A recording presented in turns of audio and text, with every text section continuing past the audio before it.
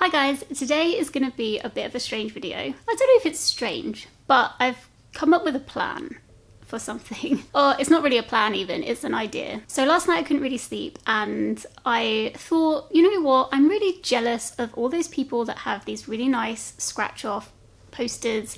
I do have one of the world, which I use for my Reading Around the World challenge, but that project takes so long I hardly ever get a chance to scratch anything off. So I know Amy from A Star Reads has one, and I've seen other people have one as well, just the 100 books to scratch off, like classics lists and stuff like that. The problem with that for me is that every time I look at those posters, there are things on there that I know 100% I will not read. Like there's lots of horror stuff on there that I just don't think I could get through. There's things like sometimes The Girl with the Dragon Tattoo is on there and I watched the film and I just don't think I could handle reading that book, and I don't want to buy a poster where there's a book where I know I'm probably not going to read it. Even if I change my mind in the future, I just don't want that pressure of thinking, oh, but I do have to get to that because that's on my poster and I want to scratch it off, you know? To be honest, every few months I go through this phase of looking online, but there's only really ever a couple of options for books. I was thinking, you know, it must be some sort of crafty way to just do it yourself.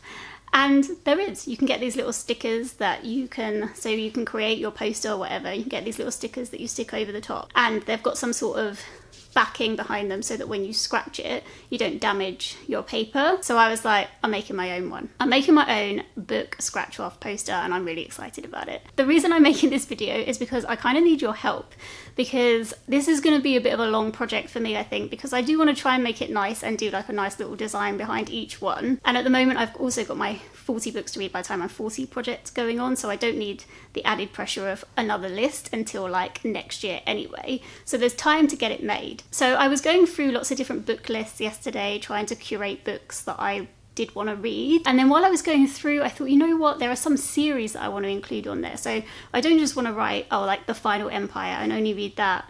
Like I'm only going to be scratching off Mistborn if I've read that trilogy, the whole trilogy. And then I thought, yeah, but there are certain authors that I want to read all of their works. So I want on my poster there to be, you know, little scratch off pieces for when I get to the end of their work. So this is kind of like a lifetime reading goals poster. So I need to make it right. And I don't want to rush and put something on that I'm not sure about. There will be standalone books on there as well. It's not all going to be series and total works of people, because that's going to be absolutely ridiculous. There are definitely standalone books or certain books by particular authors that I come across every now and then and I think I really want to read that work, and then I forget all about it until ages later when I like see it somewhere else. I'm like, yeah, damn it, I want to read that. Anyway, so middle of the night last night, I'm going through all these lists trying to curate my own one, and I'm realizing like 100 spots is a lot to try and fill up. So I kind of need your help. I think what I'm going to do is I'm just going to go through the list of what I've got so far, and then if you can think of any book that would be on your list that you think I might like, then it would be absolutely amazing if you could let me know down in the comments, and then I can put it on the long list before I like chop it down to a short list of 100 books, series, authors, whatever. I'm so excited by this. I just love the idea of making your own scratch off poster, because they never like are exactly what you want, are they? That there's always going to be a few things that are a bit off with them. So yeah, I'm excited anyway. Okay, first on the list is Animal Farm by George Orwell.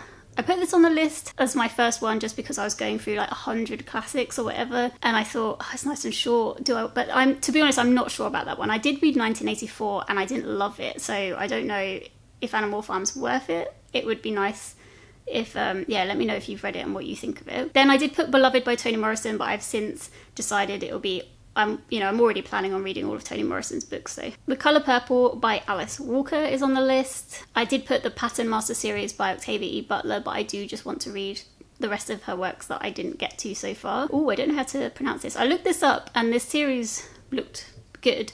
Legacy of Orisha series by Tomi Adeyemi. That I put on there, the whole series. All the novels by Kazuro Ishiguro. All novels by Andrea Levy. Margaret Atwood I've written down because I don't think I want to read all of Margaret Atwood's books. I've only read Oryx and Crake. I did like that a lot. So yeah, but maybe some of Margaret Atwood's works. Agatha Christie I've only read And Then There Were None. I would like to read another one of hers. Again, not all of them. There's probably hundreds of her books, right? Charles Dickens, I do want to read all of Charles Dickens' works. I've only read Little Dorrit so far. I mean, I read Oliver Twist at school, but I can't really remember reading that one. I'd probably have to reread Oliver Twist. The Bronte sisters, I have actually read 4 Bronte sisters books so far, I think. I've read Wuthering Heights, I've read Jane Eyre, I've read Agnes Grey and Villette. But I did enjoy those books, so yeah, I've got the collection, so I just want to finish that. Jane Austen, again, I have read Pride and Prejudice, Sense and Sensibility. Well, actually, I've only listened to these, so I do want to physically read them as well. I know there's not much difference, but I think I just tried physically reading Jane Austen before and I couldn't do it. I really struggled and I had to listen to it. So I'd just like to go back after having listened to a lot of her books now, like to see if I can understand the way she writes a bit better, because I remember I just couldn't do it before. So yeah, Sense and Sensibility, Pride and Prejudice, Persuasion, and is that it so far? No, Emma. Emma's my favourite one. Then I wrote down Zora Neale Hurston. I don't actually know how many books Zora Neale Hurston has, but I recently read Their Eyes Were Watching God, and I really, really, really like that book. So now I'm very intrigued about the rest of her work. Robin Hobb, of course. Why is she so far down the list? The thing is, I am worried about Robin Hobb. This is the thing, because I've heard that her other works are nowhere near as good as like Fitz series. So that worries me, but she's my favourite author, so I need to put her on the list. Okay, now this is going to get into the more books kind of scenario. The Immortal Life of Henrietta Lacks by Rebecca Skloot. I wrote that down, I think that sounds interesting. Cloud Cuckoo Land by Anthony Dewar. Another series, In Search of Lost Time by Marcel Proust. I've given a question mark to this. It did look initially interesting, but I need to look further into it. Don Quixote by Miguel de Cervantes, want to read that. 100 Years of Solitude by Gabriel Garcia Marquez. The Divine Comedy by Dante Alighieri.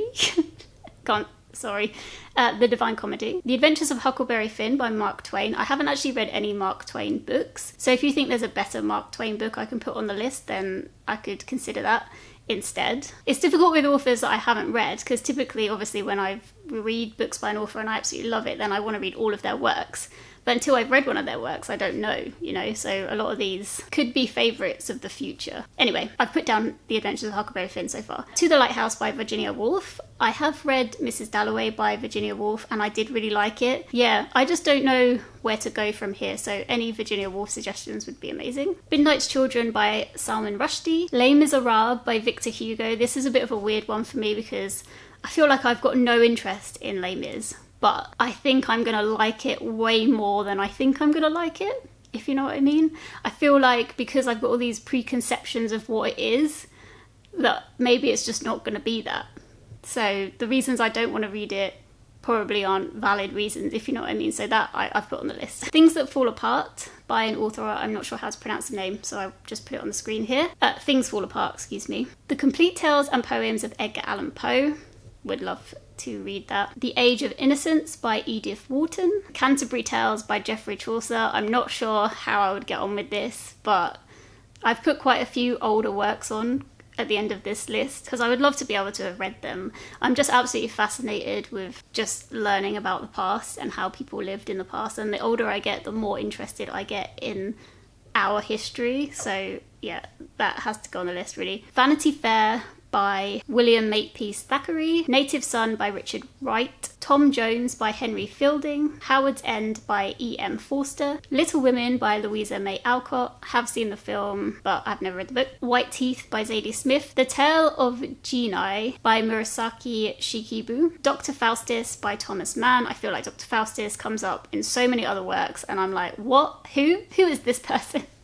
I do have a general idea of like what it is, but yeah, I'd like to read the books to understand it properly. The Count of Monte Cristo by Alexandra Dumas, that I really want to read even though it's giant. The Epic of Gilgamesh, which we don't know who the author of this is, but it's like one of those epic poems, but apparently it came before Homer and stuff, so yeah, I want to read that, even though there's no Homer on this list so far. Dangerous Liaison by Pierre Choderlos de Lacios. Metamorphoses by Ovid. The Wind-Up Bird Chronicles by Haruki Murakami. And then number 42 on the list, the answer to everything I've just realised, is Pachinko by Min Jin Lee. And that's all I've got so far, and that is only 42, and that's obviously going to be curated down as well. And yeah, I just want to get it right. I would love to know if you think there are any on that list that I should just not bother with, and there are other books that you think are better. And if you can suggest other kind of classics, like I say, what I'm really interested in is like older works that are easily manageable. I haven't got any James Joyce on there because I feel like I just don't think I'm going to be able to read his stuff. Like, I'm not smart enough for that. So I don't know if I want Ulysses to go on the scratch-off poster or not, because I just don't know if that's achievable. Yeah, obviously there's going to be way more than 100 books on the list because of all my authors and series and stuff. I haven't really looked up fantasy series yet. There are fantasy series that I'm hoping to get to this year because they're on my 40 by 40 list, so they're not going to be on the poster. I think the sci-fi one I want to read is by... Is it the Expanse series? I'll put it here. I can't remember what it's called if I'm mixing series up, but this is the one that I do want to put on the list as well. So yeah, anyway, I'd love to have your input. Like I say, I'm planning on having this finished and made by my birthday next year, like my 40th.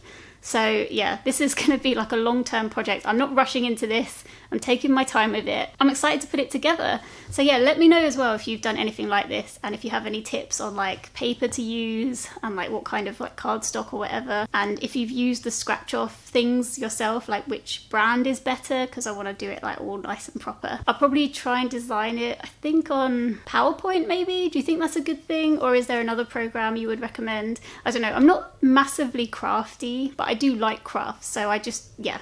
If you have any tips or tricks, I'd love to know as well.